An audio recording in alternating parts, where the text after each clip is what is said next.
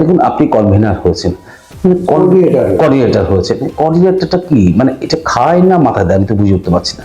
মানে দেখুন হরিণঘাটা বিধানসভা, কল্যাণী বিধানসভা, চাকদা বিধানসভা, মানে কোঅর্ডিনেটর রোলটা কি? এবং ওই যে প্রথম আবার ঘুরে সেই জায়গাটায় যেতে হয়, বিষয়টা হচ্ছে এটা ব্যক্তির উপর নির্ভর করে। দেখুন অনেক সময় অনেক অভিযোগ আসছে, দেখুন হরিণঘাটায় যেমন আপনার হাত ধরে হরিণঘাটা নবনিযুক্ত যে পৌরসভা, আর সেটার জন্য আপনি জমি ঠিক করা থেকে শুরু করে আজকে হরিণঘাটা শহরের মানুষ নতুন ঝাঁ চকচকে সবচেয়ে বড় পৌরসভা পাচ্ছে, এরকম অনেক নিদর্শন আপনার রয়েছে। আবার অনেকই অভিযোগও আছে যে দেখুন এই পৌরসভায় টিভি আরও কী কী আছে সেগুলো ডিস্ট্রিবিউটারশিপ নিয়ে আপনি ভালো অর্থ রোজগার করেছিলেন, এরকম বিভিন্ন অভিযোগও আছে, কি বলবেন? আমি ঠিক বলছেন, আমার টিভির কোনো ডিলারশিপ নেই, আমার একটা ব্যবসা আছে। আমি গোদরেজ কোম্পানির ডিলার। গোদরেজ কোম্পানির ডিলার বলতে গোদরেজ তো অনেক ব্যবসা আছে, গোদরেজ শুধু আমি ফার্নিচারের ডিলার।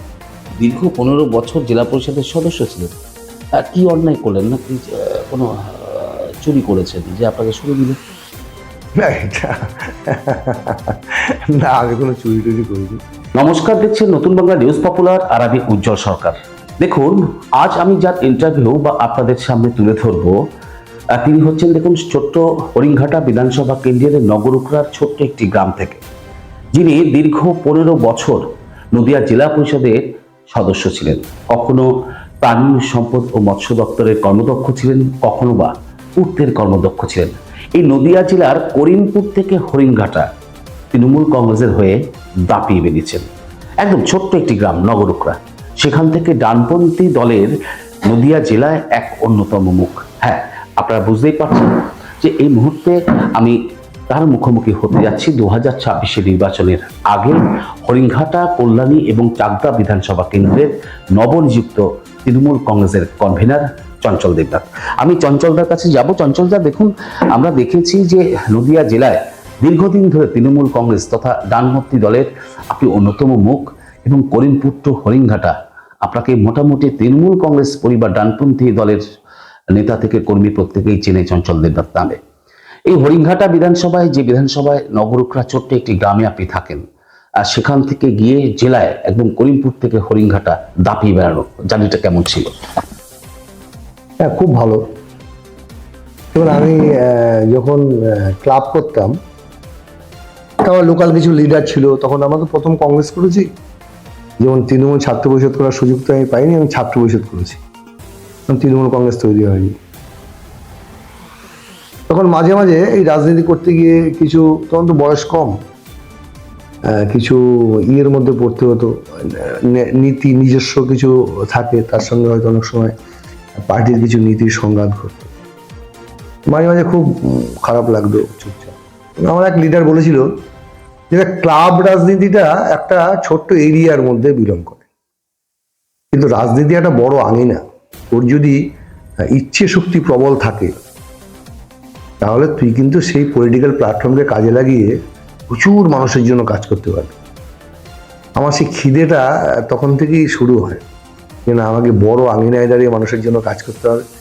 সেখান থেকে আমার অনুপ্রেরণা, তার পরবর্তী সময় ছাত্র রাজনীতি, যুব রাজনীতি, তারপর থেকে আস্তে আস্তে এই জার্নি শুরু হয়েছে আর কি। মানে এই যে জেলায় নিজেকে প্রতিষ্ঠা করা, জেলায় একদম নিজেকে পরিচিত করা, তো অনেক লড়াই করতে হয়েছে, অনেক বাধার সম্মুখীন হতে হয়েছে নিশ্চয়ই। দেখুন, বাধা বা লড়াই সেটা তখন কিছু মনে হতো না, কারণ আমরা তো মূল লড়াই তো সিপিএম এর বিরুদ্ধে করেছি। মূল লড়াই তো সিপিএম এর বিরুদ্ধে, আমাদের আন্দোলন যা কিছু সবকিছু সিপিএম এর বিরুদ্ধে। এবং সিপিএম যে তখন কত খারাপ, এবং যেমন আজকের এই যে আপনারা যেমন এই যে সমাজ মাধ্যম বলুন বা প্রিন্ট মিডিয়া ছাড়া আর অনেক আগে আমরা দেখেছিলাম, সেটা হচ্ছে কিছুটা ওই খাস খবর, আর ওই 1 ঘন্টা পর পর এই টিভিতে 5 মিনিট করে খবর, তো পরের দিকে এত তো মিডিয়ার বাজার ছিল না। সেখানের মধ্যে যত্রতত্র মানুষকে মারধর করতো সিপিএম, এইসব করতো, কিন্তু কখনোই প্রতিবন্ধকতা মনে হয়নি। লড়াইয়ের জন্য আরো মানসিকতা আরো যেন তীব্র হচ্ছিল আর কি, যে লড়াই করবো, একটা ইয়ে করবো। সেই জায়গায় দাঁড়িয়ে তখন রাজনীতিতে আমরা শিখেছি কিন্তু এই হৃদয় থেকে। মানে আজকে দেখবেন, আজকের দুনিয়াতে যেমন প্রচার সর্বস্ব রাজনীতি, সেটা কিন্তু ততটা তখন ছিল না। এবং সেটা যেটা করেছি সবটাই লড়াই, পরিশ্রম করে, সিপিএম এর বিরুদ্ধে লড়াই করে তারপরে কিন্তু প্রতিষ্ঠিত হতে হয়েছে আর কি। সেটা সেই লড়াই, মানে আমাদের মধ্যে কোনো লড়াই না, সিপিএম এর বিরুদ্ধে লড়াই করে এই জায়গাটাতে আজকে ভালো লাগছে। সারা জেলার কাজ করার অনেক সুযোগ পেয়েছি এবং কাজ করেছিও। এটা খুব ভালো, মানে আমার কাছে ভীষণ ভীষণ আনন্দের সঙ্গেই করেছি। একদম, দেখুন সারা জেলা কাজ করলেও হরিণঘাটা বিধানসভাটা বক্রমে আপনি দেখতেন, এবং আমরা দেখেছি নীলিমা নাগ মল্লিক তিনি এমএলএ ছিলেন, কার্যত চঞ্চল দেবনাথের হাতেই এই বিধানসভাটা কার্যত ছিল। তা শেষ 2021 নির্বাচনে আপনাদের তার আগেই দেখুন আপনার সঙ্গে কলকাতার পার্থ চট্টোপাধ্যায়ের ঘনিষ্ঠতা, আর সেই ঘনিষ্ঠতার জন্যই আপনাকে এই যে বলছিলেন যে বিভিন্ন সময় প্রতিবন্ধকতাকেও বিভিন্ন বাধা প্রতিপত্তিকেও সরিয়ে আপনারা এগিয়ে গিয়েছিলেন। কিন্তু সম্প্রতি দেখা গিয়েছিল যে পার্থ চট্টোপাধ্যায়ের এরকম একটি ঘটনা জানার পর তারপর থেকেই চঞ্চল দেবনাথ মানে দলের ভিতরেই প্রতিবন্ধকতার কারণ হয়ে কার্যত ঘরে বসে রইলেন, কোনো কর্মসূচিতে দেখা গেল না। কি বলবেন? না, বিষয়টা কিন্তু এক কথায় ভেবে বললে হবে না। হ্যাঁ, আপনি আমাকে বলেছেন ঠিকই। একটা কথা আপনাকে বলি, দেখুন 98 সালের 1 জানুয়ারি কিন্তু আমাদের তৃণমূল কংগ্রেস প্রতিষ্ঠা হয়। আমরা এর আগেই কি কারণে বলতে পারবো না, আমরা কিন্তু এর আগে থেকেই এই যে মমতা বন্দ্যোপাধ্যায়ের আন্দোলন এবং তার সিপিএম এর বিরুদ্ধে আপোষহীন সংগ্রাম, আমরা অনেক আগে থেকেই তার ফ্যান ছিলাম। এবং আপনি বলতে পারেন আমি খুব ছোটবেলা থেকে রাজনীতি করি। আমাদের তখন হায়ার সেকেন্ডারি স্কুল ছিল না, 84 সালে মাধ্যমিক পাশ করে চলে যায় হাবড়া চৈতন্য কলেজ। তখন থেকেই যখন শুনেছি যে সোমনাথ চট্টোপাধ্যায়ের মতো দুধে ব্যারিস্টারকে হারিয়ে মমতা বন্দ্যোপাধ্যায় এমপি হয়েছিলেন, এই উজ্জ্বলতার হাত ধরে কালীঘাট যাওয়া, রাজনীতি শুরুটা অনেক আগে থেকেই। সেখান থেকে অক্সিজেন নিয়ে কিন্তু আমাদের আন্দোলনটা শুরু। এবার যখন হরিণঘাটা সিপিএম এর, নিশ্চয়ই আমি হরিণঘাটায় থাকি, আমার জায়গাটা আমার দেখা উচিত। সিপিএম একটা বিরাট দুর্গ হরিণঘাটায়, কিন্তু আমি যে অঞ্চলে বসবাস করি শুধু এবারই এই পঞ্চায়েত নির্বাচনে সেই অঞ্চলটা আমাদের হাতছাড়া হয়েছে। কিন্তু আমরা জানা উচিত যে 1998 সালে 1 জানুয়ারি দল প্রতিষ্ঠার পর 98 সালে পঞ্চায়েত ইলেকশন হয়েছিল। 98, 2003, 2008, 2013, 2018 পরপর কিন্তু আমরা কিন্তু এই পঞ্চায়েত কিন্তু আমরা জিতেছি। পৃথিবীর 3 ভাগ জল 1 ভাগ স্থল, তাই পানীয় জলের অভাব নেই। কিন্তু বিশুদ্ধ পানীয় জল একটাই, বৃষ্টি অ্যাকোয়া। প্রতি ফোঁটায় আনে তৃপ্তি, মেটায় তেষ্টা। বৃষ্টি অ্যাকোয়া, বিশুদ্ধ পানীয় জল। এবং 98 সাল থেকে এই পঞ্চায়েত কিন্তু তৃণমূলের দখলে। এবং লাস্ট যে বিধানসভা নির্বাচন 2006 সিপিএম এর আমলে, সেখানেও কিন্তু এখানকার এমএলএ ছিল, এখন চাকদার এমএলএ, সেটা বঙ্কিম ঘোষ, এবং সে ভোটে জিতেছিল, 24,000 ভোটে জিতেছিল। 2008 আমাদের জার্নিটা শুরু। আমরা তখন পঞ্চায়েত সমিতি পাই, হরিণঘাটার অনেকগুলো পঞ্চায়েত পাই। 11তে সেই পরিবর্তন হলো।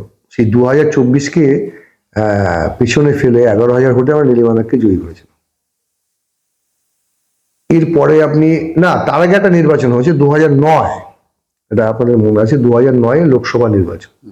গোবিন্দ নস্কর, আমরা বনগাঁ লোকসভায় থাকি, গোবিন্দ নস্কর সেখানে প্রার্থী ছিল। আমাকে হরিণঘাটা এবং কল্যাণীর দায়িত্ব দেওয়া হয়েছিল। দুটো বিধানসভায় আমি যখন বনগাঁতে নির্বাচন করতে যেতাম বা মিটিংয়ে যেতাম, বলতো ওই তো গয়েশপুর আর হরিণঘাটা নিতে আসছে, মানে একটা বাজে চোখে আমাকে তাকাতো। কিন্তু বিশ্বাস করুন, সে যে সেই মানে ডেডিকেশন বলুন, সেই আন্দোলনের একটা আলাদা মাত্রা, অন্তর থেকে দল করা। 9,000 সালে গোবিন্দ নস্কর জিতলো এবং আপনি হরিণঘাটা এবং কল্যাণী দুটো বিধানসভায় জিতলো। মানুষ কিন্তু চমকে গেল যে হরিণঘাটা কল্যাণী কি করে জিততে পারলো। সেই কিন্তু শুরু জয়যাত্রা। 2011তে নীলিমা নাগ মল্লিক জিতলো। 2014তে আবার আপনার লোকসভা নির্বাচন, কপিল ঠাকুর দাঁড়ালো, জিতলেন। কপিল ঠাকুর মারা গেলেন। 2015তে আবার মমতা বালা ঠাকুর দাঁড়ালো, জিতলেন। আমরা হরিণঘাটাও জিতলাম। 2016তে আবার বিধানসভা নির্বাচন, নীলিমা নাগ পুনরায় দাঁড়ালেন, জিতলেন। এরপরে পঞ্চায়েত নির্বাচনগুলো তো পরপর আমরা জিতেছি। 2019 সাল একটা বিপর্যয়, শুধু বনগাঁ লোকসভা বলবো না, এটা সারা পশ্চিমবঙ্গে একটা হয়েছে। বিজেপি একটা ভালো সিট পেয়েছিল। তারপর 2021-এ আমাদের, হ্যাঁ নিশ্চয়ই আমাদের কিছু ভুলভ্রান্তি চলার মতো নিশ্চয়ই ছিল না। 2021-এ আমরা মমতা বন্দ্যোপাধ্যায় ক্ষমতায় এসেছেন, কিন্তু হরিণঘাটা আমরা হেরেছি। কিন্তু এবার আমার মনে হয়, আর যেটা আপনি বললেন যে পার্থ চট্টোপাধ্যায়, না দেখো, আমার জেলার প্রথম অবজারভার ছিল মুকুলদা। মুকুল রায় ছিল, মুকুলদার সঙ্গে আমার খুব ভালো সম্পর্ক ছিল।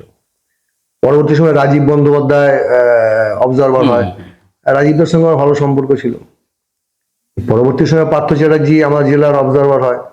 ন্যাচারালি জেলার অবজারভার তো পার্টি ঠিক করেছে, পর্যবেক্ষক, তার সঙ্গে ভালো সম্পর্ক ছিল। তাতে সেটা কোনো ব্যাপার না, সবার সঙ্গে ভালো সম্পর্ক ছিল।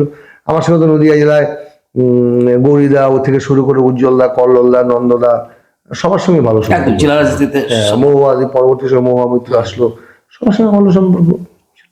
দল করতে গেলে তো সবার সঙ্গে সম্পর্ক রেখে চলতে হয়। সেটা আমি নির্বাচন হিসেবে না, হয়তো পার্থ চ্যাটার্জির কারণে কিছুদিন হয়তো দল ভেবেছে, দলের তো একটা ভাবনাটা ঠিকই থাকতে পারে যে আমারও যদি কোনো কিছু আমাকে একটা দায়িত্ব দিলে যদি কোনো কিছু সমস্যা তৈরি হয়, কিন্তু পরবর্তী সময় দল দেখলো যে না, সেটা সমস্যা নেই, আবার দায়িত্ব দিয়েছে, আবার দায়িত্ব নিয়ে কাজ করার চেষ্টা করছি। এই চঞ্চলদা দেখুন, এই তো দায়িত্ব দিয়েছে ঠিক, কিন্তু চঞ্চল দেবনাথের মতো লিডার, মানে দীর্ঘদিনের হরিণঘাটা ব্লক তৃণমূল কংগ্রেসের সভাপতি ছিলেন আপনি। ব্লক তৃণমূল কংগ্রেসের সভাপতি থাকলেও হরিণঘাটা বিধানসভাটাই আপনার অমূল্যের হিরণে চলতো। আমরা দেখেছি হরিণঘাটা শহর তৃণমূল কংগ্রেস থেকে শুরু করে হরিণঘাটা ব্লক তৃণমূল কংগ্রেস, দুটো নেতৃত্বই বকলমে আপনি দিতেন হরিণঘাটা পৌরসভা তাই। তা সেক্ষেত্রে এই যে আপনার নির্বাসনে যাওয়া, তাতে দলের কতটা ক্ষতি হয়েছে? নির্বাচন কেন বলছেন?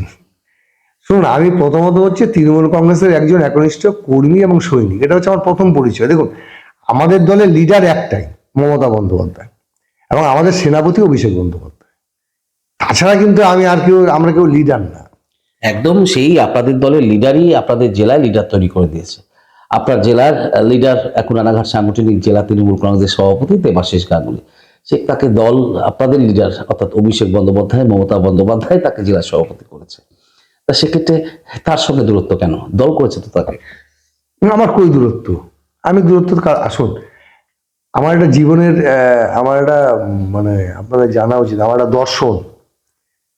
আমি আপনার সঙ্গে বন্ধুত্ব করব, কিন্তু আমি কারোর সঙ্গে বন্ধুত্ব নষ্ট করবো না। আপনি যদি নষ্ট করেন সেটা আপনার ব্যক্তিগত হবে, কিন্তু আমি কারোর সঙ্গে বন্ধুত্ব নষ্ট করি না। আমার কেউ শত্রুবাণী রাজনীতিতে, আমার সবাই মিত্র। তৃণমূল কংগ্রেস করে যারা করে, তৃণমূল কংগ্রেস কর্মী বা নেতা, মমতা বন্দ্যোপাধ্যায়ের নাম শুনে আমার একটা আবেগ, তৃণমূল কংগ্রেস পতাকাটা আমার কাছে একটা আবেগ। আমার ব্যক্তিগতভাবে কারোর সঙ্গে কোনো রাগ, অভিমান, দুঃখ, কোনো দূরত্ব কিছুই নেই।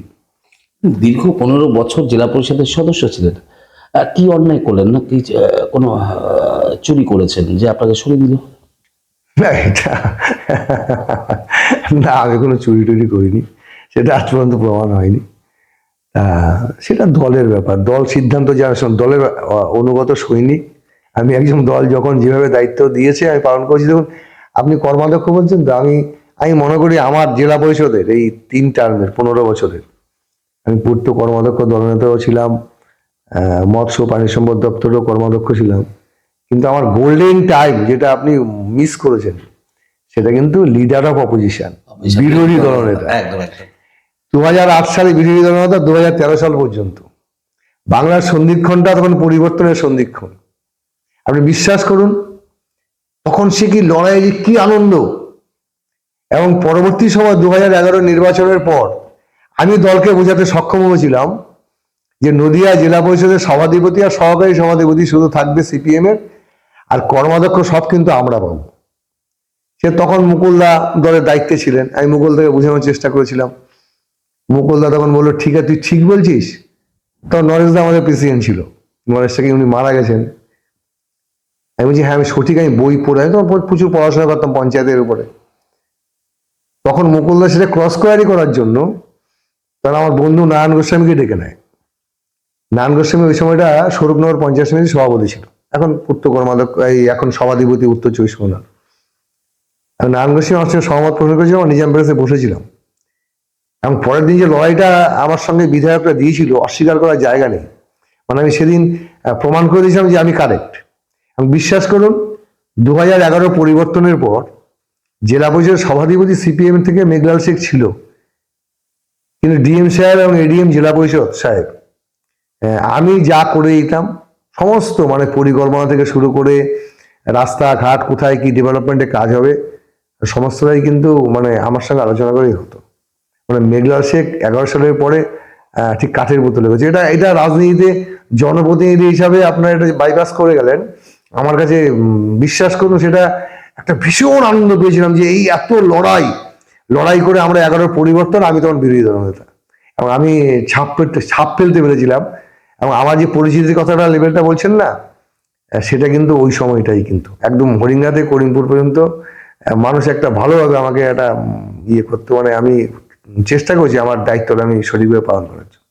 সঞ্জয়দা, দেখুন অনেক সময় অনেক অভিযোগ আসছে। দেখুন হরিণঘাটায় যেমন আপনার হাত ধরে হরিণঘাটা নবনিযুক্ত যে পৌরসভা, সেটার জন্য আপনি জমি ঠিক করা থেকে শুরু করে আজকে হরিণঘাটা শহরের মানুষ নতুন ঝা চকচকে সবচেয়ে বড় পৌরসভা পাচ্ছে, এরকম অনেক নিদর্শন আপনার রয়েছে। আবার অনেকের অভিযোগও আছে যে দেখুন এই পৌরসভায় টিভি আরো কি কি আছে সেগুলো ডিস্ট্রিবিউটারশিপ নিয়ে আপনি ভালো অর্থ রোজগার করেছিলেন, এরকম বিভিন্ন অভিযোগও আছে, কি বলবেন?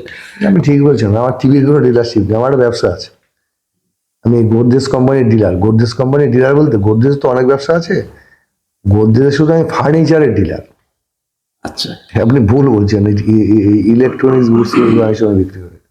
অনেক সময় হয়তো দেখলো দুটো চেয়ার লাগলো বা একটা টেবিল লাগলো, সেটা আমার থেকে নিয়েছে, সে তো আর আমার থেকে বিনা পয়সায় নিয়ে আর আমি তো বিনা পয়সায় দিই না, আমার ব্যবসা করি। আপনি আমার থেকে কালকে ইচ্ছা করলে একটা সোফা নিতে পারেন, কিনতে পারেন, সেটা আমাদের দোকান। আমি তো রাজনীতিটা তো আমার পেশা, রাজনীতিটা তো আমার পেশা না, রাজনীতিটা আমার নেশা। তা আমাকে ব্যক্তিগত জীবনে বাঁচতে গেলে তো আমাকে কিছু করতে হবে, সেটা আমার ব্যবসা। সেটা পৌরসভা কেন, অনেক জায়গায় আমার থেকে নিয়েছে, সে তো আমি ব্যবসা করেছি, টাকা দিয়েছে, আমি বিক্রি করেছি। এটা তো আমার, আমি কন্ট্রাক্টরও না বা অন্য কিছুও না। আর টিভি এইসব মিথ্যে কথা, আপনারা ভুল শুনেছেন, আমার শুধু ফার্নিচারের দোকান। চঞ্চলা, দেখুন এখন বর্তমান পরিস্থিতিতে আসি। দেখুন আপনি কনভেনার হয়েছেন, Coordinator. কোঅর্ডিনেটর হয়েছেন। কোঅর্ডিনেটরটা কি, মানে এটা খায় না মাথায় দেয়, আমি তো বুঝে উঠতে পারছি না। মানে দেখুন হরিণঘাটা বিধানসভা, কল্যাণী বিধানসভা, চাকদা বিধানসভা, মানে কোঅর্ডিনেটর রোলটা কি? দেখুন, ওই যে প্রথম আবার ঘুরে সেই জায়গাটায় যেতে হয়। বিষয়টা হচ্ছে এটা ব্যক্তির উপর নির্ভর করে, বুঝলেন তো? আমি যখন বিরোধী দলনেতা হয়েছি তখন 45টা জেলা পরিষদের সিট ছিল। তৃণমূল কংগ্রেস কটা পেয়েছে জানেন সেদিন? 2008 সালে মাত্র 6টা। আর কংগ্রেস ছিল 5টা। ওই 5টা কংগ্রেসের মেম্বাররা আমাকে সাপোর্ট দিত, এই 11 জন। কিন্তু আমি ভিত নড়িয়ে দিয়েছিলাম কিন্তু জেলা পরিষদের। পরবর্তী সময় সিপিএম এর একজন বিরোধী দলনেতা হলো, লিডার অফ অপোজিশন, আমরা যখন জেলা পরিষদ পেলাম 2013-তে, প্রথম জেলা পরিষদ আমরা পাই। তার পক্ষে প্রায় 40% মেম্বার ছিল, তো সে কিন্তু কোনো ছাপ ফেলতে পারেনি। এই যে আপনি কথাটা বললেন না, কোঅর্ডিনেটর খায় না মাথায় দেয়, কোঅর্ডিনেটর হচ্ছে সমন্বয়কারী। আমাকে প্রথম জেলার ভাইস প্রেসিডেন্ট করেছে, সেই হিসাবে আমাদের 4 জনকে বেছে নিয়েছে দল। আমি আছি, তার মধ্যে রত্না ঘোষ আছে, তাপস ঘোষ আছে, এবং রিক্তা কুণ্ডু আছে। আমাকে 3টে বিধানসভার কোঅর্ডিনেটর করেছে, হরিণঘাটা, চাকদা, কল্যাণী। রত্না কি করলো কৃষ্ণগঞ্জ আর কৃষ্ণনগর, রানাঘাট উত্তর পূর্ব। রিক্তা দিকে করলো নবদ্বীপ, শান্তিপুর। আর তাপস ঘোষকে করলো রানাঘাট উত্তর পশ্চিম আর রানাঘাট দক্ষিণ। বিষয়টা হচ্ছে, দেখুন, কাজ করার যদি আপনার মানসিকতা থাকে, আপনি পঞ্চায়েত প্রধানের চেয়ারে বসে আপনি কাজ করতে পারবেন। এক্স্যাক্টলি। আর আপনার যদি যোগ্যতা না থাকে, কাজ করার মানসিকতা না থাকে, আপনি মন্ত্রীর চেয়ারে বসে বা সভাধিপতির চেয়ারে বসে কাজ করতে পারবেন না। এটা হচ্ছে কিছুটা ম্যান টু ম্যান নির্ভর করে। দেখুন চঞ্চলদা, আপনার যা যোগ্যতা, মানে আপনি যতদিন ধরে ডানপন্থী দল বা তৃণমূল কংগ্রেস করছেন, এবং আপনি তার প্রতিফলন ভোটের বাক্সে অনেকবার দলকে দেখিয়েছেন যে চঞ্চল দেবনাথের নেতৃত্বে বিধানসভায় জয় হয়েছে, লোকসভায় জয় হয়েছে। তা সেই জায়গায় দাঁড়িয়ে এবার আপনাকে 3টে বিধানসভার দায়িত্ব দিল, তার মধ্যে কল্যাণী বিধানসভা তৃণমূল কংগ্রেস 2021-এ হেরেছে, লাস্ট লোকসভা ইলেকশনেও হেরেছে। হরিণঘাটা বিধানসভা কেন্দ্রে, যেটা আপনার নিজের বিধানসভা যেখানে বাস করেন, সেটাও লাস্ট লোকসভা, লাস্ট অ্যাসেম্বলিতে হার। চাকদা বিধানসভা, সেটাও লোকসভায় হার এবং বিধানসভাতেও হার ছিল। তো সেই জায়গায় দাঁড়িয়ে চঞ্চলদা, এখান থেকে কি হবে, ঘুরে দাঁড়ানোর কোনো প্রক্রিয়া আসছে আপনাদের? মানে ঘুরে দাঁড়ানোর জন্য সংগঠন মজবুত তো দরকারি, তবে তো। আর দেখুন, আপনি বলবেন যে মমতা বন্দ্যোপাধ্যায় যেভাবে উন্নয়ন করছে, উন্নয়নের ডালি 100 কতগুলো প্রকল্প আছে, সেই প্রকল্পগুলো দুয়ারে দুয়ারে নিয়ে যাবেন, মানুষ এগিয়ে ভোট দেবে। দেখুন, মমতা বন্দ্যোপাধ্যায়ের উন্নয়ন দিয়ে যদি ভোটটা হতো, তাহলে তো 2021-এও এখানে জিততো, 2019-এও এখানে জিততো। কিন্তু কোথাও কি কোনো খামতি রয়েছে? দেখুন, হরিণঘাটা শহর ধরুন আপনার বিধানসভায়, হরিণঘাটা শহরে নবনিযুক্ত সভাপতি হচ্ছে মিলি সরকার। এবং দেখুন, আমি হরিণঘাটা শহরে অন্তত 3 দিন ঘুরেছি এবং বিভিন্ন কাউন্সিলর থেকে শুরু করে পুরনো নেতৃত্ব, তাদের অনেকেই অভিযোগ করছেন এই প্রেসিডেন্টের বিরুদ্ধে। তিনি নবনিযুক্ত, যদিও প্রেসিডেন্ট বলছে তিনি 5 বছর ধরে তৃণমূল কংগ্রেসে আছেন, আইএনটিটিসি তিনি টাউন প্রেসিডেন্ট ছিলেন, তিনি নিজের যোগ্যতায় এবং নিজের সাংগঠনিক যোগ্যতায় তিনি দল তাকে মনে করেছে টাউন প্রেসিডেন্ট করেছে। কিন্তু এই মতো অবস্থায় হরিণঘাটা শহরটাই এক্সাম্পল দিই, কিভাবে লিড করবেন? যেমন নির্বাচন তো একটা যুদ্ধ, নির্বাচন কিন্তু একটা যুদ্ধ। আবার অনেকের অভিযোগও আছে যে দেখুন, এই পৌরসভায় টিভি আরো কি কি আছে সেগুলো ডিস্ট্রিবিউটারশিপ নিয়ে আপনি ভালো অর্থ রোজগার করেছিলেন, এরকম বিভিন্ন অভিযোগও আছে, কি বলবেন? আমি ঠিক বলছেন, আমার টিভির কোনো ডিলারশিপ নেই, আমার একটা ব্যবসা আছে। আমি গোদরেজ কোম্পানির ডিলার। গোদরেজ কোম্পানির ডিলার বলতে গোদরেজ তো অনেক ব্যবসা আছে, গোদরেজ শুধু আমি ফার্নিচারের ডিলার। আচ্ছা, আপনি ভুল বলছেন, ইলেকট্রনিক্স গুডস সময় বিক্রি করে। অনেক সময় হয়তো দেখলো দুটো চেয়ার লাগলো বা একটা টেবিল লাগলো, সেটা আমার থেকে নিয়েছে, সে তো আর আমার থেকে বিনা পয়সায় নিয়ে আর আমি তো বিনা পয়সায় দিই না, আমার ব্যবসা করি। আপনি আমার থেকে কালকে ইচ্ছা করলে একটা সোফা নিতে পারেন, কিনতে পারেন, সেটা আমাদের দোকান। আমি তো রাজনীতিটা তো আমার পেশা, রাজনীতিটা তো আমার পেশা না, রাজনীতিটা আমার নেশা। তা আমাকে ব্যক্তিগত জীবনে বাঁচতে গেলে তো আমাকে কিছু করতে হবে, সেটা আমার ব্যবসা। সেটা পৌরসভা কেন, অনেক জায়গায় আমার থেকে নিয়েছে, সেটা আমি ব্যবসা করেছি, টাকা দিয়েছে, আমি বিক্রি করেছি। এটা তো আমার, আমি কন্ট্রাক্টরও না বা অন্য কিছুও না। আর টিভি এইসব মিথ্যে কথা, আপনারা ভুল শুনেছেন। আমার শুধু ফার্নিচারের দোকান। চঞ্চলা, দেখুন এখন বর্তমান পরিস্থিতিতে আসি। দেখুন, আপনি কনভেনার হয়েছেন, কোঅর্ডিনেটর হয়েছে, কোঅর্ডিনেটরটা কি মানে, এটা খায় না মাথায় দেয়, আমি তো বুঝে উঠতে পারছি না। মানে দেখুন, হরিণঘাটা বিধানসভা, কল্যাণী বিধানসভা, চাকদা বিধানসভা, মানে কোঅর্ডিনেটর রোলটা কি? দেখুন, ওই যে প্রথম আবার ঘুরে সেই জায়গাটায় যেতে হয়। বিষয়টা হচ্ছে এটা ব্যক্তির উপর নির্ভর করে, বুঝলেন তো? আমি যখন বিরোধী দলনেতা হয়েছি তখন 45টা জেলা পরিষদের সিট ছিল। তৃণমূল কংগ্রেস কটা পেয়েছে জানেন সেদিন? 2008 সালে মাত্র 6টা। আর কংগ্রেস ছিল 5টা। ওই 5টা কংগ্রেসের মেম্বাররা আমাকে সাপোর্ট দিত, এই 11 জন। কিন্তু আমি ভিত নড়িয়ে দিয়েছিলাম কিন্তু জেলা পরিষদের। পরবর্তী সময় সিপিএম এর একজন বিরোধী দলনেতা হলো, লিডার অফ অপোজিশন। আমরা যখন জেলা পরিষদ পেলাম 2013-তে, প্রথম জেলা পরিষদ আমরা পাই, তার পক্ষে প্রায় 40% মেম্বার ছিল, সে কিন্তু কোনো ছাপ ফেলতে পারেনি। এই যে আপনি কথাটা বললেন না, কোঅর্ডিনেটর খায় না মাথায় দেয়, কোঅর্ডিনেটর হচ্ছে সমন্বয়কারী। আমাকে প্রথম জেলার ভাইস প্রেসিডেন্ট করেছে, সেই হিসাবে আমাদের 4 জনকে বেছে নিয়েছে দল। আমি আছি, তার মধ্যে রত্না ঘোষ আছে, তাপস ঘোষ আছে, আমার রিক্তা কুণ্ডু আছে। আমাকে 3টে বিধানসভার কোঅর্ডিনেটর করেছে, হরিণঘাটা, চাকদা, কল্যাণী। রত্না কি করলো কৃষ্ণগঞ্জ আর কৃষ্ণনগর, রানাঘাট উত্তর পূর্ব। রিক্তা দিকে করলো নবদ্বীপ, শান্তিপুর। আর তাপস ঘোষকে করলো রানাঘাট উত্তর পশ্চিম আর রানাঘাট দক্ষিণ। বিষয়টা হচ্ছে, দেখুন, কাজ করার যদি আপনার মানসিকতা থাকে, আপনি পঞ্চায়েত প্রধানের চেয়ারে বসে আপনি কাজ করতে পারবেন। এক্স্যাক্টলি। আর আপনার যদি যোগ্যতা না থাকে, কাজ করার মানসিকতা না থাকে, আপনি মন্ত্রীর চেয়ারে বসে বা সভাধিপতির চেয়ারে বসে কাজ করতে পারবেন না। এটা হচ্ছে কিছুটা ম্যান টু ম্যান নির্ভর করে। দেখুন চঞ্চলদা, আপনার যা যোগ্যতা, মানে আপনি যতদিন ধরে ডানপন্থী দল বা তৃণমূল কংগ্রেস করছেন এবং আপনি তার প্রতিফলন ভোটের বাক্সে অনেকবার দলকে দেখিয়েছেন যে চঞ্চল দেবনাথের নেতৃত্বে বিধানসভায় জয় হয়েছে, লোকসভায় জয় হয়েছে। তা সেই জায়গায় দাঁড়িয়ে এবার আপনাকে 3টে বিধানসভার দায়িত্ব দিল, তার মধ্যে কল্যাণী বিধানসভা তৃণমূল কংগ্রেস 2021-এ হেরেছে, লাস্ট লোকসভা ইলেকশনেও হেরেছে। হরিণঘাটা বিধানসভা কেন্দ্রে, যেটা আপনার নিজের বিধানসভা যেখানে বাস করেন, সেটাও লাস্ট লোকসভা, লাস্ট অ্যাসেম্বলিতে হার।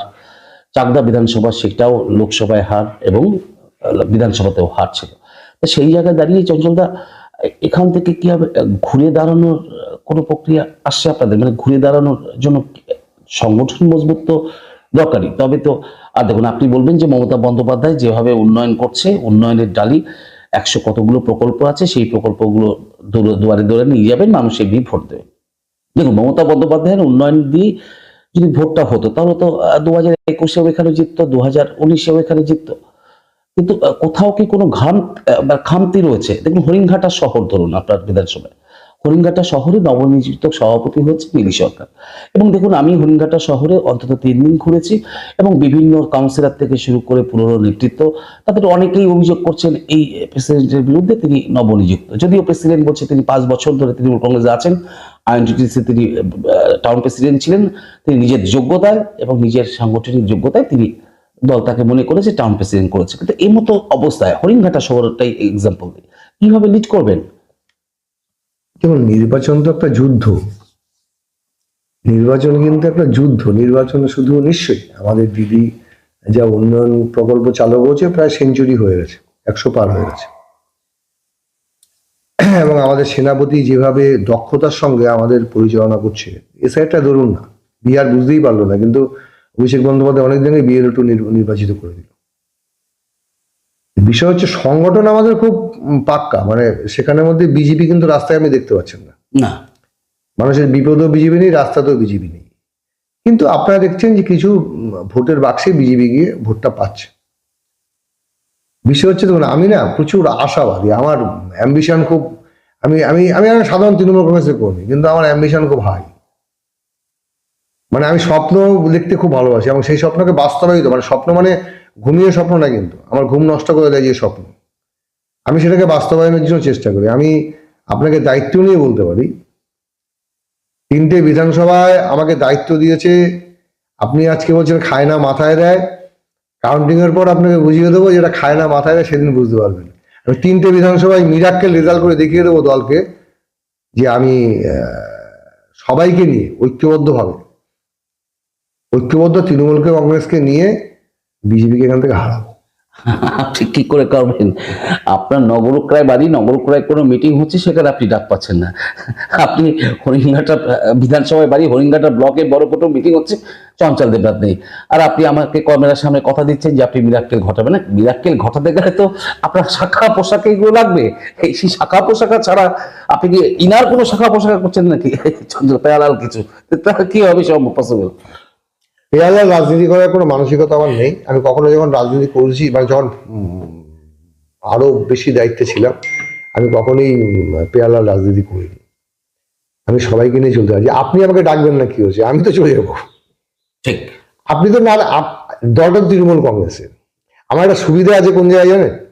বিশেষ করে যে 3টে বিধানসভায় দিয়ে, সেখানে বেশিরভাগ রাজনৈতিক নেতা বা কর্মী যারা আছে না, তাদের বেশিরভাগই শঙ্করদাদের মতো, এটা আলাদা, তাদের বেশিরভাগই কিন্তু আমি তুই তো গাড়ি কথা বলি। আমার সব ঘরের ছেলে, ঘরের ভাই, এরকম ভাবে আর কি। আমার একটা সুবিধা তো সেই জায়গায়। এটা আপনি ঠিক বলছেন না, আমাকে ডাকছে না, সবাই সব জায়গায় ডাকছে। হয়তো কোথাও সেই পরিস্থিতিতে হয়তো সে ডাকতে পারেনি বা কিছু করেনি, কিন্তু তাতে আমার কিছু ব্যাপার না। আমি চলে গেলে আপনি আমাকে বলতে পারবেন না। আমি তৃণমূল কংগ্রেসের জন্মলগ্নতেই করি, আমার সেই অসুবিধা নেই। আমি হরিণঘাটা বুথে চিনি, আমি চাকদা কল্যাণীও মোটামুটি পাড়া চিনি, আমার সেক্ষেত্রে সমস্যা নেই। কিন্তু আপনারা অন্য দিকটা ভেবে ভাববেন না। শুনুন, একটা কথা আপনাকে বলি, আজকে আমি যে তৃণমূল কংগ্রেসটা করছি, আমার সঙ্গে কারোর মত পার্থক্য নেই আমি বলে দিলেই হয়ে যাবে? নিশ্চয়ই মত পার্থক্য থাকবে। স্বাধীনতা আন্দোলন বিপ্লবীদের মধ্যে মত পার্থক্য ছিল, রাজনীতিতেও আমাদের মধ্যে মত পার্থক্য থাকতেই পারে, কিন্তু উদ্দেশ্য তো আমাদের ছিল না। উদ্দেশ্য হলো জেতা। সেই উদ্দেশ্য যদি আমার সৎ উদ্দেশ্য থাকে, তাহলে আমি সেখানের মধ্যে আমার কি অসুবিধা আছে? আপনি দেখছেন না, অনেক সময় তো আমাদের ছোটখাটো ঝগড়া আমাদের ভাই হতেই পারে, তৃণমূল কংগ্রেসে হচ্ছে। কিন্তু মুশকিল হচ্ছে, সেই যারা দুপক্ষ ঝগড়া হচ্ছে, কেউ আমাকে হয় দাদা ডাকে না কাকু ডাকে। আমার ক্ষেত্রে সেই সমস্যা নেই, কারণ আমি তো কোনো পার্টি না, আমি তৃণমূল কংগ্রেস পার্টি। তার ভিতরে কোনো কারোর হয়ে আমি কারোর ভাইও না, কারোর দাদাও না। অর্থাৎ সেই জায়গায় আমার সুবিধাটা এই জায়গাটায় আমার আছে। এবং আমি আপনাকে আজকের দিনে দাঁড়িয়ে বলছি, আমি আজকের দিনে দাঁড়িয়ে আবার আপনাকে বলছি, 3টে বিধানসভায় তৃণমূল কংগ্রেস জিতবে। একদম এক কথা, এই কথা অস্বীকার করার জায়গা নেই যে আপনার কোঅর্ডিনেটর বা কনভেনার ঘোষণা হওয়ার পর থেকেই চঞ্চল দেবনাথ কার্যত 3টি বিধানসভাতেই দাপিয়ে বেড়াচ্ছে। একদম আবারও আমরা পুরনো চঞ্চলদাকে দেখছি, একদম সেই ফর্মেই রয়েছে। যদিও একটু গ্রামার একটু শ্যাডো হয়েছে, তবে চঞ্চল দেবনাথ যে চঞ্চল দেবনাথ, উনি বলছেন যে ম্যান টু ম্যান ভ্যারি করে, পদ বা সদস্য বা যে কোনো চেয়ার সেটা কিন্তু ভ্যারি করে না, সেটা হচ্ছে ম্যান টু ম্যান ভ্যারি করে, যে কোনো পদকে সে কিভাবে ব্যবহার করবে। তাই চঞ্চল দেবনাথ একটা 3টে বিধানসভার একটি কোঅর্ডিনেটর হয়েছে, তা সেই পদ যে অন্যরকম একটা জায়গায় পৌঁছাবে, সেটা ডানপন্থী দলের যারা গ্রাসরুটের কর্মীরা তারাও জানে। চঞ্চলদা, শেষ প্রশ্নে আমরা যাব যে দেখুন 26শে বিধানসভা নির্বাচন, সেই বিধানসভা নির্বাচনে আপনার জেলায় অর্থাৎ রানাঘাট সাংগঠনিক জেলা তৃণমূল কংগ্রেসের 3টি হয়তো জেনারেল সিট আছে। 3টি সিট, তার আমার জানা মতো উত্তর পশ্চিম, শান্তিপুর, চাকদা, নবদ্বীপ, চারটে সিট রয়েছে জেনারেল। তার সেক্ষেত্রে এই 4টি সিটের মধ্যে চঞ্চল দেবনাথ তো জেনারেল, কোথাও যাচ্ছেন নাকি? না না না না, সেই ধরনের বাসনা আমার নেই, সেই ধরনের ইচ্ছাও আমার নেই। আমাকে দলের তরফ থেকে বলা হচ্ছে, আমার ইচ্ছা নেই। আমাকে যে দায়িত্বটা দিয়েছে আমি সেই দায়িত্বটাই পালন করার চেষ্টা করছি। আমি একটা কথা বলি, আমি রাজনীতি বলুন, সর্বক্ষেত্রেই বলুন না, আমি দাড়ি কমাটা কিন্তু বুঝি, ঠিক আছে? হ্যাঁ, দাড়ি কমার ক্ষেত্রে দেখুন চঞ্চল দেবনাথ 15 বছর জেলা পরিষদের সদস্য, তার পাশাপাশি তার আগে বিরোধী দলনেতা, জেলার মানে অবিভক্ত জেলার একদম করিমপুর টু হরিণঘাটার তৃণমূল কংগ্রেসে আপনি বিরোধী দলনেতা, তার পাশাপাশি হরিণঘাটা ব্লক তৃণমূল কংগ্রেস, মানে আপনার নেতৃত্বে হরিণঘাটা বিধানসভা জয় হয়েছে, লোকসভা জয় হয়েছে, এবং পরীক্ষিত সেনাপতি আপনি, তো সেক্ষেত্রে আপনার তো হতেই পারে। আমি কিন্তু আরেকবার দাঁড়িয়েছিলাম ভোটে, জানেন তো। 1998 সালে দল তৈরি হওয়ার সঙ্গে সঙ্গে ওই তখন পৌরসভা হয়নি, পৌরসভা 15 সালে হলো। এই পৌরসভা এবং আরো তখন হরিণঘাটা 5টা অঞ্চল নিয়ে, পৌরসভাটা ছিল 2টো অঞ্চল, হরিণঘাটা 1, হরিণঘাটা 2, সঙ্গে বিডিহি 1, বিডিহি 2 আর মোল্লাবিলা গ্রাম পঞ্চায়েত ছিল। আমি তো সেবারও জেলা পরিষদে দাঁড়িয়েছিলাম, ফেল করেছিলাম। বিষয়টা দাড়ি কমা বলতে কি, আমি সেই জায়গাটায় না, দল এখন আমাকে যে দায়িত্বটা দিয়েছে, আমি কিন্তু পার্টিকুলার, আমি বিশ্বাস করি সংগঠন আর জনপ্রতিনিধি দুটো কিন্তু আলাদা আলাদা পার্ট। যদি দল আমাকে, আমি এইটুখানি বুঝি, দল আমাকে নিয়ে যদি ভাবতো কোনো বিধানসভায়, দল যদি কোনো বিধানসভায় আমাকে নিয়ে ভাবতো, তাহলে নিশ্চয়ই আমাকে পার্টিকুলার ওই সহসভাপতির মধ্যে রেখে দিত, আমাকে কিন্তু পার্টিকুলার দায়িত্ব দিত না। আমাকে 3টে বিধানসভায় কিন্তু আমাকে পার্টিকুলার দায়িত্ব দিয়েছে, এই 3টে বিধানসভার কোঅর্ডিনেটর, আপনি 3টে বিধানসভায় যেটা দায়িত্ব আপনার, আপনি যেটা ভালো বুঝবেন করবেন। নিশ্চয়ই সেই জায়গার মধ্যে আমি যদি আবার বলতে চাই যে 3টে বিধানসভার বাইরে গিয়ে আমাকে একটা জেনারেল সিটে প্রার্থী করবো, সেটা আমার পক্ষে দাবি করাটাও অন্যায়, এবং দল সেটা দলও করবে না। অর্থাৎ সেই জায়গায় আমি সেই প্রত্যাশা নেই আমার। আপনি নিশ্চিন্ত থাকুন, আমার ইচ্ছাও নেই। এবার অন্তত আমার যেটা টার্গেট, আমার ইচ্ছা, আমার কাছে পৃথিবীটাই হচ্ছে এই কল্যাণী সাব ডিভিশন, 3টে বিধানসভা। এই 3টে বিধানসভাকে একটা ভালো জায়গায় নিয়ে যাওয়াটাই আমার হচ্ছে একমাত্র লক্ষ্য। তাহলেই আমি মনে করবো আমি মমতা বন্দ্যোপাধ্যায়ের প্রতি আমার সম্মান, আমি যে আমার মায়ের পরে আমি যাকে সম্মান করি তার নাম মমতা বন্দ্যোপাধ্যায়, এবং আজকের পরিণত নেতা হিসেবে আমি যাকে শ্রদ্ধা করি তার নাম হচ্ছে অভিষেক বন্দ্যোপাধ্যায়। তাহলেই আমার তৃণমূল কংগ্রেসকে সম্মান দেওয়া হবে, তৃণমূল কংগ্রেসের পতাকাকে সম্মান দেওয়া হবে। মমতা বন্দ্যোপাধ্যায় এই শ্রদ্ধা করেই মমতা বন্দ্যোপাধ্যায় সে পাঠাতে চাইছি 3টে বিধানসভার ভালো রেজাল্ট, তাছাড়া আমার কোনো প্রত্যাশা নেই। একদম ধন্যবাদ। আমরা অনেকক্ষণ কথা বলছিলাম আমাদের হরিণঘাটা, কল্যাণী এবং চাকদা বিধানসভার কোঅর্ডিনেটর চঞ্চল দেবনাথ। কিন্তু চঞ্চলদা যেটা বলছেন যে ওই আবারও সেই কথা যে কোঅর্ডিনেটর একটি শব্দ, আর সেই শব্দকে ম্যান টু ম্যান ভেরি করে। তিনি যেটা বলছেন যে হরিণঘাটা, কল্যাণী, চাকদা বিধানসভা, এই 3টি বিধানসভা আগামী 2026-এর নির্বাচনে 3টি বিধানসভা কেন্দ্র থেকে তৃণমূল কংগ্রেসের প্রতীকের প্রার্থীকে জয়যুক্ত করে মমতা বন্দ্যোপাধ্যায়ের আসলে তলায় দেবে, এটাই তার প্রতিজ্ঞা। সঙ্গে থাকুন, দেখতে থাকুন নতুন বাংলা নিউজ। নদিয়ার সব থেকে বড় English medium school JRS public school, প্রায় 35 বিঘা জমির ওপর গড়ে উঠেছে বিশাল ক্যাম্পাস। নার্সারি থেকে শুরু করে উচ্চ মাধ্যমিক, ITI college, law college, BEd college, ভর্তি চলছে জেআরএস পাবলিক। ব্যালকনি বা সিঁড়ির রেলিং, মডিউলার কিচেন বা ড্রয়িং রুম, এক কথায় আপনার স্বপ্নের বাড়িকে করে তুলুন আরো সুন্দর। Chakdaha ply centre, gorgeous look বা কোয়ালিটি সবে 3 নম্বর 1 Chakdaha ply centre. Chakdaha ply centre, KBM, Chakdaha, Nadia. করবেন কেন করবেন বুঝতে পারছেন না তো? সঠিক গাইডলাইন পেতে আজই আসুন নদিয়ার চাকদাতে নিবেদিতা প্রাইভেট লিমিটেডে। Nivedita private limited, marketing and distribution service. Chakdah aluminium centre, ply, কাঁচ, laminates, kitchen fittings, door lock, window ও অ্যালুমিনিয়ামের খুচরো ও পাইকারি বিক্রেতা। চাকদা অ্যালুমিনিয়াম সেন্টার, পূর্বলালপুর 50 নম্বর রেলগেটের পাশে, চাকদা, নদিয়া। হোমওয়ার্কটা করেছো? হ্যাঁ স্যার। এ বাবা, ভুল করেছো কেন? চোখে কেমন ঝাপসা দেখছি, লিখতে আর পড়তে খুব সমস্যা হচ্ছে। চাকদার মডার্ন অপটিক্স থেকে ভালো চোখের ডাক্তার দেখিয়ে নাও। প্রতিদিন প্রকৃত চোখের ডাক্তার ও দৃষ্টি বিশেষজ্ঞ মডার্ন অপটিক্স চাকদহে। স্যামসাং, জিও, রিয়েলমি, নদিয়ার একমাত্র অথরাইজড ডিস্ট্রিবিউটর ঘোষ কমিউনিকেশন, থানার মোড়, চাকদা। ভাবছেন 3 স্টার ক্যাটাগরিতে কাটাবে? রুম রে মাত্র 1500 টাকা থেকে স্টার, খাওয়া দাওয়া রিজনেবল প্রাইস। নদিয়ার একমাত্র 3 স্টার ক্যাটাগরি হোটেল এনবি সোনার বাংলা হোটেল, কল্যাণী এইমসের ঠিক উল্টো দিকে, কল্যাণী নদিয়া। নদিয়া জেলার সবথেকে বড় বিল্ডার্স চাকদার মা মনসা বিল্ডার্স, রড ও সিমেন্টের পাইকারি ও খুচরো বিক্রেতা। মা মনসা বিল্ডার্স, পদ্মবিলা, চাকদা, নদিয়া। রড কেনাকাটায় থাকছে ডিসকাউন্ট অফার। মা মনসা বিল্ডার।